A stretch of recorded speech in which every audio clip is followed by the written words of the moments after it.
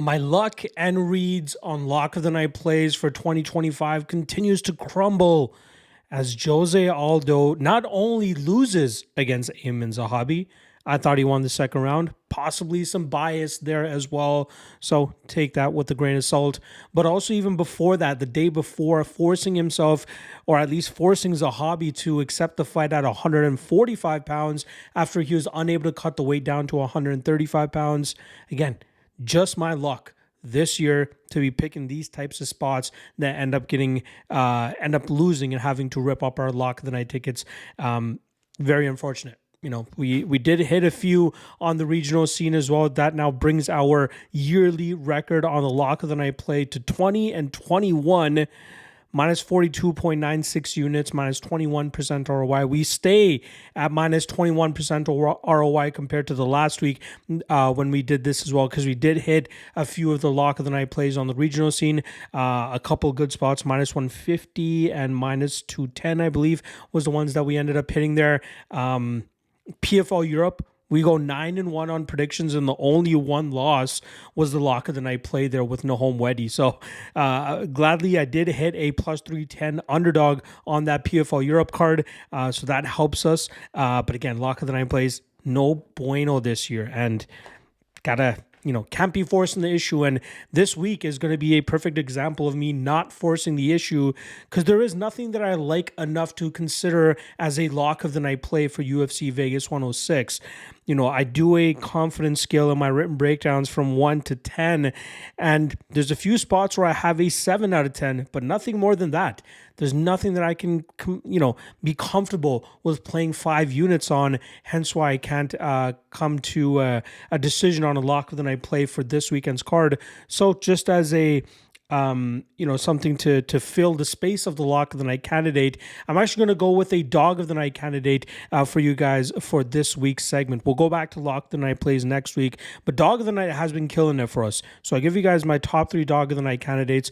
Just to give you a quick update on the record for Dog of the Night plays: 25-22 on the year for plus 13.01 units and a 28% ROI. Absolutely killing it with Dog of the Night plays this year. And again, I set a goal of 25 units on my Dog of the Night plays this year. Again, that's just 1 unit per play, just for the record's sake. Sometimes on my official record, I'll play more than just 1 unit, but just for the record of this segment, or at least just my record keeping of Dog of the Night plays, I only attribute 1 unit risk, and that is what you see in the record there. So more than halfway towards our goal, and we're getting close to the halfway point of the year as well. Hopefully we can cash one this weekend as well, especially with me doing this segment that I'm going to be doing here. So like I said, top 3 Dog of the Night candidates. I've already posted the official Dog of the Night play on the MMA LOTN Patreon page. There's also OKTAGON 71 going down this week, which I might have a Lock of the Night play for. So you can find the breakdown for that in written form also on the Lock of the Night Patreon page. Check the link in the description below for that. But let's get into some of these juicy underdogs that could potentially hit on this UFC Vegas 106 card. Let's get right into it. First candidate up is going to be in the first matchup of the night between Tisha Pennington and Luana Pinheiro, who comes in at plus 275. She was plus 300 yesterday, so it seems like there is a little bit of love coming in on Pinheiro, bringing her down to about plus 275. I've seen plus 250 at certain places as well, and I just can't fathom having Tisha Pennington as a minus 350, minus 400 favorite when a lot of her fights play out very close. And that's, the reasoning behind this Pinheiro spot is that, she has the physicality to match Pennington there. She might be the slightly more dangerous striker to at least land with more significant damage. She has a BJJ black belt and a judo black belt, which could help her take this fight to the ground and showcase some positional dominance there. And I was impressed with her cardio last time around, dealing with a buzzsaw like Jillian Robertson. She lost the first round. She won the second round by stuffing takedowns and landing more damage. And then ultimately her gas tank issues come up to her in the third round.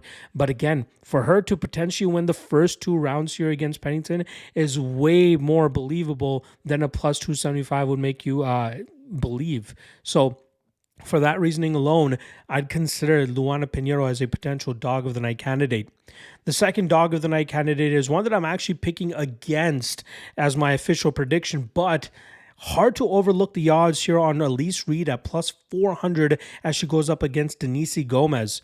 Now, Gomez is not this crazy good, takedown artist, and that's the type of fighters that have been able to get the better of Elise Reed. Denise Gomez only has a 25% takedown accuracy rate. So even if she decides to go out there, try to get this fight to the ground, she's only taken down Bruna Brasil. She took down Angela Hill once, so was not able to get too much control time there. She's not known for being that fighter that looks to get opponents to the ground and just smash them from that top position. Elise Reed, she's working on her takedown defense. She's working on her get-ups. It takes, grapplers like Lupita Godinez to get her down and smash her from that top position where she has her biggest flaws. But in the striking realm, she can be very competitive with Denise Gomez. Yeah, Gomez might have a little bit more sting on her shots, but that Taekwondo style of Reed could make this fight a lot closer than plus 400 indicates.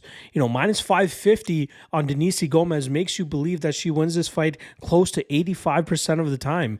I just don't think that's correct. That makes me believe that anybody parlaying Denise Gomez at chalk, that she wins this fight at 85%, that's not accurate in my opinion. I think Reed, if this ends up being more of a striking battle and she is able to fend off some of the takedowns from Gomez, she should be able to pick her apart from distance, or at least be very competitive with her Taekwondo style compared to what Gomez normally brings to the table here. So Gomez is going to have to rely heavily on a clinch heavy approach and takedown heavy approach, trying to nullify Reed up against the cage. Otherwise, she has way more to deal with in terms of the striking realm than people are giving Reed credit for. So at plus 400, I think Reed is worth a consideration as a potential dog of the night play. The last dog of the night candidate is going to be Dustin Stoltzfus, who comes in at plus 240 as he goes up against Nursultan Ruziboev. Now, if you guys have been following me for a while, you guys know I just don't think Ruziboev is that good. He's tall, he's lanky, he has some stinging power, and sure, the guys down at Philadelphia are probably helping him improve his total MMA package, but there are guys that can take him down and keep him there. Just as we saw with Joaquin Buckley, he was able to keep him down long enough to end up grinding that fight out and winning it on the scorecards. Stoltzfus likes to utilize that style as well. He is a BJJ black belt. He's clearly improving his wrestling at a decent pace, especially with the work that he's been doing recently at Extreme Couture.